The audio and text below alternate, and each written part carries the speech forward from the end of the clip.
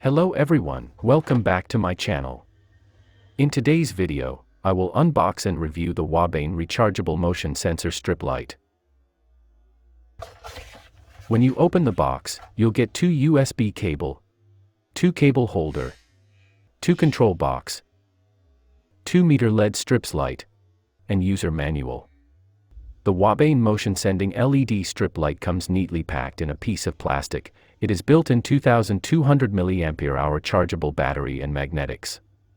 The strong magnet adsorption method prevents the control box from falling, and is also convenient for installation and remove to charge. There are 2 modes, automatic and manual. In auto mode, it will turn on after detecting human motion at 10 feet, turn off after 20 seconds of inactivity or when the environment is bright. With manual mode, you turn the lights on and off by pressing a button.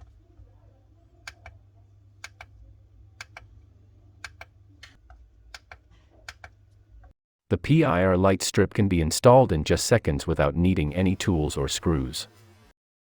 This product could also be used with a baby's crib, so parents can check that their child is okay without disturbing them. The other option is to use this light and its sensors on the stairs or in a wardrobe.